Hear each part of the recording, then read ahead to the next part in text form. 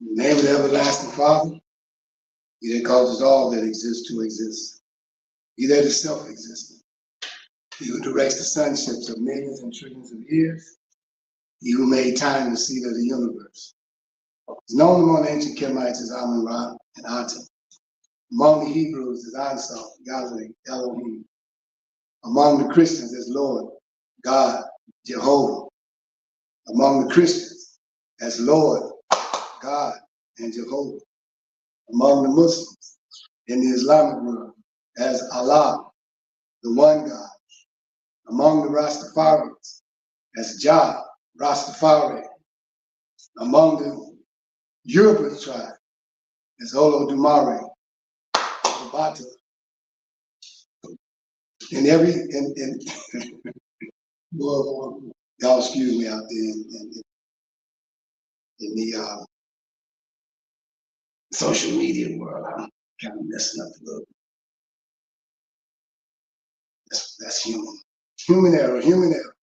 Among the Yoruba tribes, Olodumare, Obatala, and many other Orisha gods, I bear witness that all of those names refer to the same one Almighty God. And it's to him whom I give reverence and to whom I submit. I boldly proclaim that we, those children of those black men and women who survived the transatlantic slave trade out of those 13 tribes, born here in North America, and that we are the Nubian Kemetic lineage. I further proclaim that the blood of all the nations of the world flow through our veins. I greet you all in the ancient but yet holy words of peace in the languages of our fathers.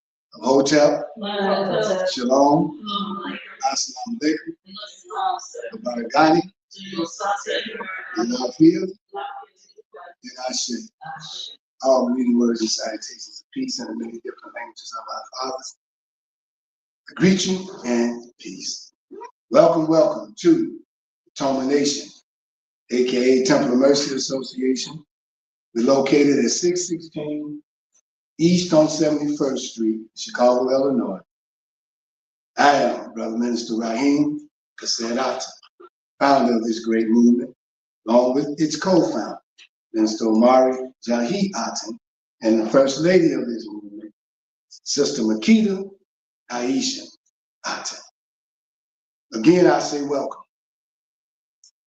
I am coming to you live and with a subject a little bit different than what I used. Well, matter of fact, it might be something that you are used to me coming to you with.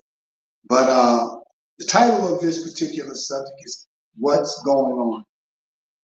And I came to that, to use that title after actually listening to a song by Marvin Gaye.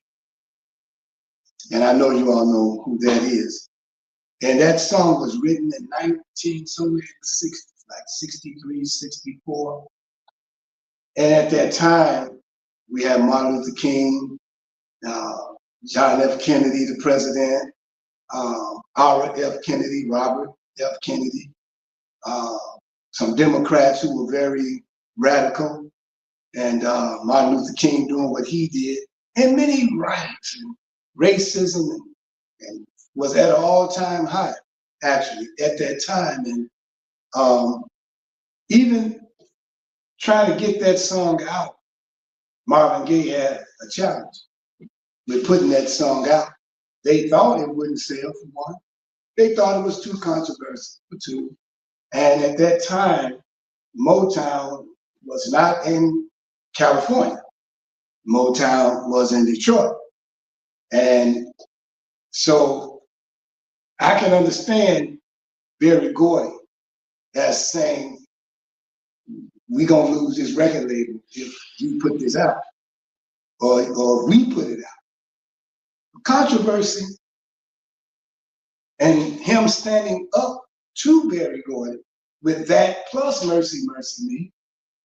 Plus, y'all gotta understand something about Marvin Gaye. Marvin Gaye had his challenges like any other human being. He smoked a lot of weed back then, and weed was illegal then. And that was one of his ways of coping, one of his coping skills. But yet at the same time, he put out some great hits, and you all know that to be true while under the influence. Not saying that because he was under the influence that he put the hits out, because at one time I even thought when I was in the music world that by me staying high, I was able to play so well. And when I stopped, it was almost like, I can't play. So I today don't be, under no influence when I'm playing my own or when I'm looking sleepy. So, well, I am under an influence, but I don't consider it to be under an influence myself. But he had to leave Motown. Y'all need to look at this because all this is telling you something about Angie Stone, and I know y'all heard about her. And just recently, yesterday, the family of Johnny Taylor just came out and started talking about all of the monies that they owe their family, and that family's not getting their money. They was getting it at one time, and then it just completely stopped. But with me knowing the music business, the family of that individual is supposed to get royalties from his records for 50 years. The man ain't been dead 10.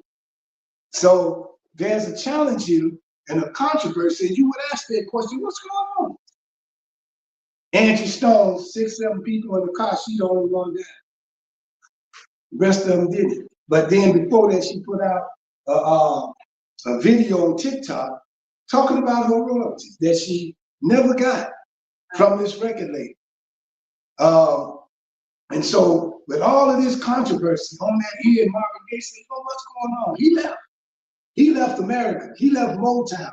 And he went to, I think he went to London, I'm not sure. Belgium, somewhere up in there, right? And he left the music industry for a whole year. He was married to Berry Gordy's sister. Did y'all know that? Yeah. Anna Gordy. And so because he left, she was mad about it, and she wanted to file for a divorce. But at the same time, she was saying that even if she filed for divorce, she should be getting some of his money and stuff like that. So he had to pay because he had a child by her, child support. I think that ain't it. She had never had a child by her. Well, that's a whole nother. The child by the niece.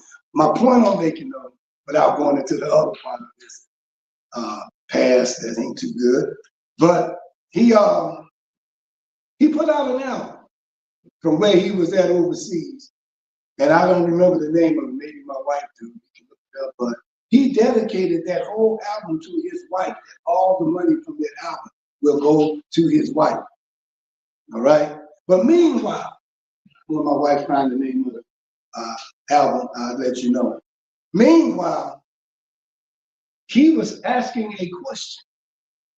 What's going on? Do y'all remember any of the lyrics to that song on what's going on? See, if you listen to the lyrics, you will see that everything that he talked about, the killing, the discrimination, and all of that that's happening, is happening now, but 10 times greater than it was back then.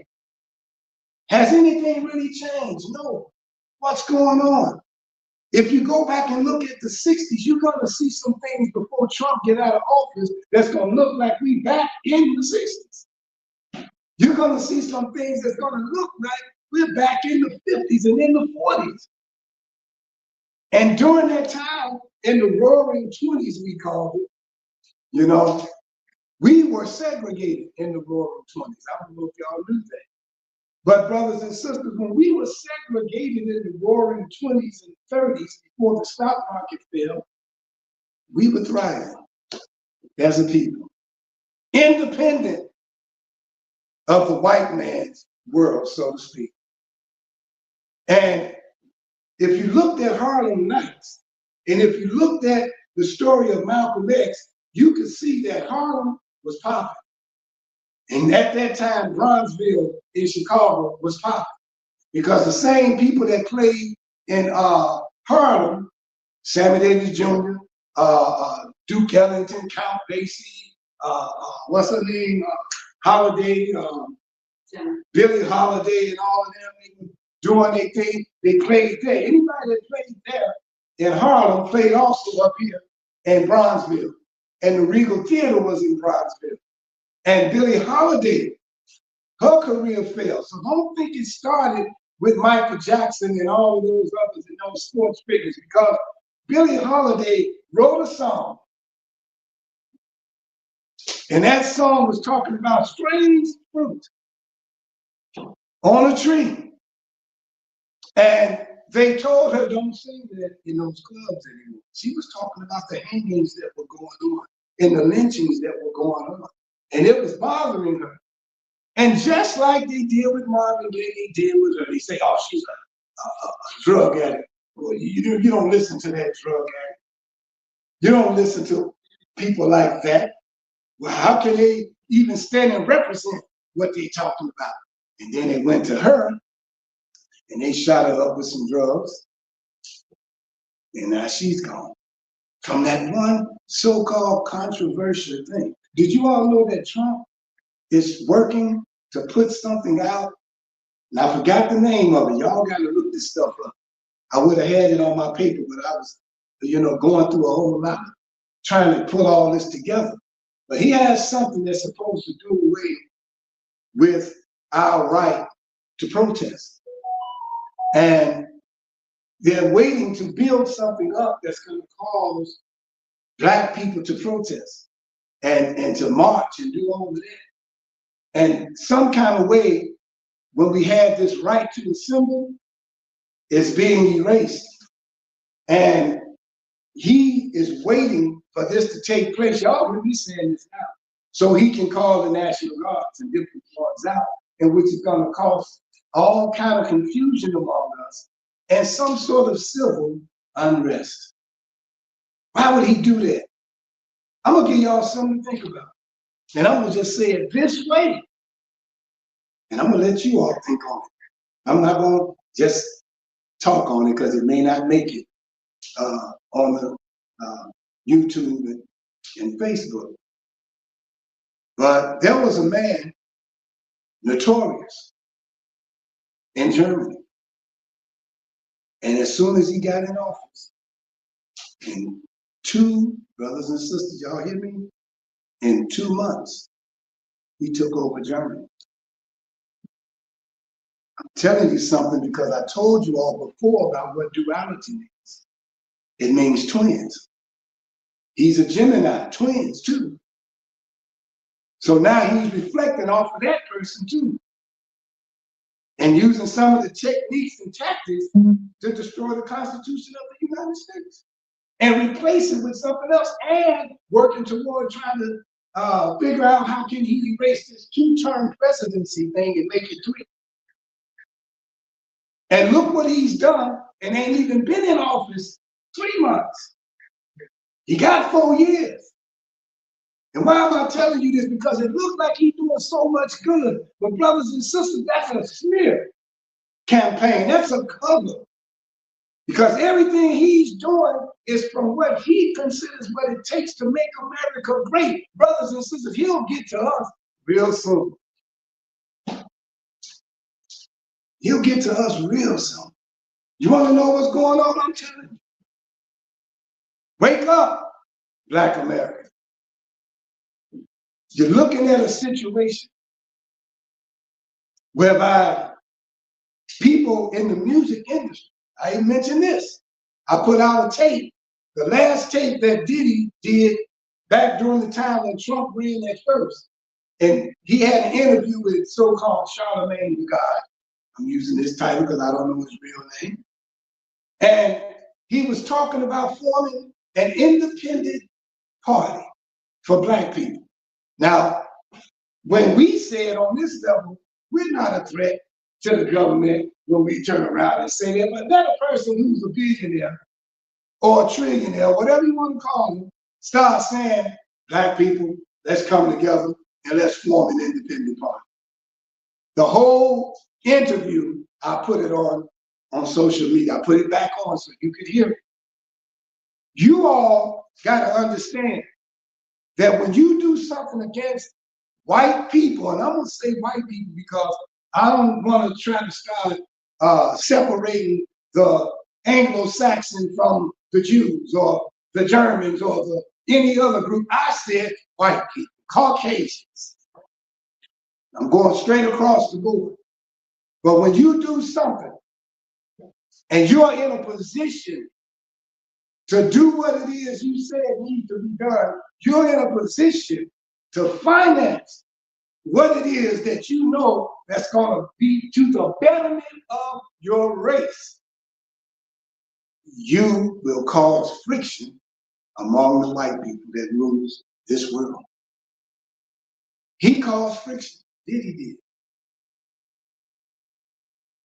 Bill Cosby caused friction. Some kind of way, black people, you're gonna have to look at underlying conditions. Because everything they got Bill Cosby for, white people doing it now as we speak. White people in the music industry, white people in the sports industry are doing it right now. They was doing it last night. This morning, everything that Diddy did, that's because he was at parties they were at, and he just reproduced what they did. And he felt it was okay because they didn't tell it. They already knew. He felt, oh, shoot, that's what's happening. That's what they're doing. No. It's okay if you shut the hell up with anything that's going to cause controversy among them. Hell, the Rolling Stones had them kind of parties when they were coming up. Not only just the Rolling Stones, but there are so many different groups. What's the name? Clive Davis. All right, that's the main one, Clive Davis. Everybody talks about him. See, I don't have the finances to draw all the people to come and rally against Clive Davis or something like that. But when you get someone who the people listen to, see, people were listening to Phyllis Hyman when she did her interview for Jet Magazine, and she said, I'm leaving my label. Guess who her producer was? Clive Davis. You mean you gonna put my stuff out in the public? Oh, you gonna pay for that? Yes, I'm gonna start my own label. I wanna be independent. I wanna be able to say what I want to say on my records and produce them. Next thing you know, similar to Whitney Houston, she had a gig that day. She wasn't showing up. They found her in a hotel, dead, because she wanted to be independent of a racist group of men, basically, because I don't know if you all know this, but the music industry is ran predominantly by white men, whether they're Jews or whatever you want to call them, predominantly white men. Women managers and producers have a hard time in the music industry. Let you know that now. I'm speaking facts, not from what I read, right? I'm speaking from me being a musician and growing up in the music world. And I was hearing the same rumors back in the 90s before y'all hearing the stuff about it right now. Way back in the 90s, I was hearing rumors. So now, what am I saying? What's going on? What's dealing with the sports industry? Look at how they sell it out. Look at how nobody, I put it like this.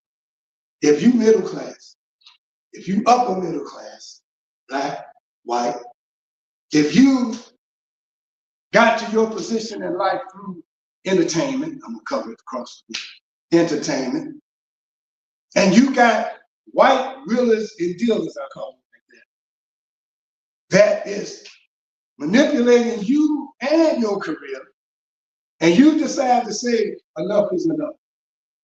I'm not gonna take it on. I'm seeing all of this. And brothers and sisters, let me tell you what you are not seeing or what you are seeing in turning your head, because you are afraid to address it because of a position you wound up in or a certain class that you're in right now, and you don't want to upset the apple cart. You don't want to cause no controversy because you're afraid That's why we got behind, not with, but behind people like Malcolm X. We got behind people like Martin Luther King. We got behind, your word, behind, not with, not together, not going forward together, but behind. And then as soon as that leader gets assassinated, we run for cover. Then we stay under the cover until we think the coast is clear. Then we keep our head out. Then we come out again. Where are the true nationalist people, black nationalists? Where are the true activists? Look around you right now. Where are they? Where are the people who are exposing corrupt leadership? Where are they? Their students are crying out and getting snuffed out. Where are they? Don't mention the Nation of Islam. He's doing what he's supposed to be doing. He's circling the wagon train and closing the doors. And if you ain't came in just like the Noah, then you saw what happened when the flood came. He has all right to do that. The door's been open for a while. I know, because we got caught up in religion. We got caught up in because it's Islam. See, we got people that was against Martin Luther King because he was Christian. And we know in Toma that the last trick satanic influences have on us right now is dividing us by the religious differences. That's the last trick. It ain't political, it's religion. Inside the whole Christian world, it's about 10 different divisions among black people, even more. Inside the Masonic order of black Masons, it's division. Among the Masons, you can just keep going. It's division. And the enemy works in the midst of our division. This is why the Honorable Elijah Muhammad said this, and it sounds so minor, but yet so true. He said, our unity, if we were to come together, would be more powerful than an atom bomb. Now, you know, we ain't the only ones heard it. The enemy heard it too. And he researched it and said, you know, it looked like it's true when Shaka Zulu and them really came together. They did something and made it happen. When Toussaint L'Ouverture decided they were running those British and French out of Haiti, and they united, they were able to do it. They were able to do it. But look at the division in Black America. They have successfully, through social media, divided the black woman from the black man, divided us by religion, divided us and inserted in what it is they want us. Brothers and sisters, COINTELPRO is on such a higher level now than it was back during the time of J. Edgar Hoover. They're getting us through texting. I saw it myself when my co-founder had texted me something, and it was very important to him, and I never got it. And he felt that because we had a little disagreement a couple of days ago, that I was still in that mindset. So automatically, he started, well, the spirit of doubt came into his ear. And when I did hear from him, his first thing was, why didn't you answer my text? Why you didn't reply to the text? I said, because I didn't get it. And I said, okay, let's do this. We're not going to talk no more. Come over to the house. He lived down the street from me. He came over. We looked at our timelines. That last thing that we had communicated, we went to that point. Then he showed me where he texted me. And then I showed him where it didn't show up. I said, you know, we got to be smart in the 21st century, because They're using the same COINTELPRO methods that they use to divide the Black Panthers and all those other groups back there, but they're doing it on another level. They're doing it through social media. They're doing it through texting. They're doing it through email. And they're able to read your email. They're able to read your text. And when you think you erase something, somebody can go on your phone and still pull up all of that stuff that you had text. You thought you had deleted it. Brothers and sisters, I know it sounds crazy, but I got proof again, okay? I'm not going crazy because the people who I spoke to, you wouldn't consider them crazy. I was at home and my computer was off. I'm telling you this for you activists and all who out here doing what you're saying what you're saying and ain't doing it. We were talking about Duke Ellington. The plumber was at my house. And I was sitting at my desk, but the computer was off. And we were talking about Duke Ellington, and we were talking about Count Basie. And I was trying to say who was the best and whatnot. I'm not going to get into our conversation. But when he left, I said, okay, let me get to work. Turned on my computer. I went to Facebook. And every 2 or 3 things that I was going, when I was panning or what y'all call it, y'all going through it, looking at it, I kept seeing videos of Duke Ellington and Count Basie. But I'm like, wait a minute. I haven't been seeing videos of Duke Ellington and Count Basie before then. So I immediately called him while he was driving back. I said, man, let me tell you something. I said, we was talking about Duke Ellington and Count Basie, and my computer was off. As soon as I got on Facebook, almost every ad was on Duke Ellington and Count Basie. You tell me they ain't listening. I don't care if you want to say how they doing it. It's through AI and all of that. Brothers and sisters, I'm going to tell you something. One more thing, and that's it, so you can deal with it. I'm with a company called Nature's Sunshine. And I was with another company selling products, TLC. They decided because somewhere in the government, certain language they couldn't use to say that certain things heal. And if some of the people who were selling a product will continue using those certain terms when they sent you the new way to talk so that they stuff won't be pulled down and you don't change it, then they'll kick you up out of it. So they sent me one. God is my witness now. They had a team to look through my stuff and everybody else, and they went all the way back to 2022. And they put it in my email, all that I needed to erase, or else they're gonna kick me off of it. I went and did it, I complied, right? And I thought it was over. Then TLC came back and they dug through my timeline all the way back to when I started in TLC. They still did. And told me if I don't erase that, I'm gonna be kicked out again. Well, brothers and sisters, I'm not in TLC.